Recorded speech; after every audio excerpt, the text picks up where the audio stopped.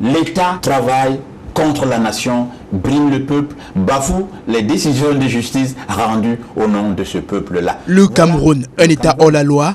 La réponse dans le réquisitoire du professeur Charlie Gabriel Borg, député émérite à l'Assemblée nationale du Cameroun, invité de l'émission La Vérité en face. Il n'y a que des projets de loi qui sont discutés à l'Assemblée, parce qu'ils émanent de l'exécutif, donc du gouvernement. Les propositions de loi qui viendraient d'un député ne passent jamais. Cela signifie que l'État légifère et c'est donc un fait de scandale de constater qu'après avoir légiféré, le même État est réticent à appliquer les lois qui sont de son fait.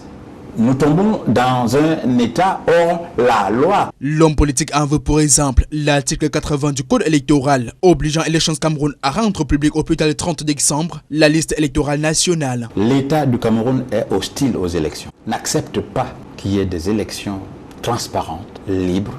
La preuve en est que c'est dans la loi que la fraude a été installée. Dépliant les différentes problématiques sur la table du débat, l'université dénonce le manque de fair play politique qui caractérise le pouvoir en place vis-à-vis des partis de l'opposition. Et c'est pour cela que la plupart des partis politiques qui se font visibles sont persécutés par l'administration. Parce que le vide politique doit perdurer. Regardez les partis politiques. Quand c'est le MRC, on veut décapiter. Une fois, chez l'un de vos confrères, devant ce qui me semblait être un rituel de sacrifice, tout le monde avait sorti son couteau pour liquider Maurice Kamto. J'ai été très surpris et un peu bouleversé. J'ai dit, mais enfin, Kamto doit être protégé.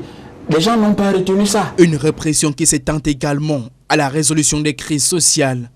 L'État ayant très souvent opté pour la violence, là où s'imposait le dialogue. La capacité d'écoute du pouvoir est un thermomètre de démocratie. Au sujet de l'actualité autour du projet Viva le Gon et la colère des riziculteurs, le professeur Charlie Gabriel Borg regrette le ridicule qui s'est installé dans la gestion des projets gouvernementaux. Au point l'on est passé de la riziculture pour la ridiculture, dit-il.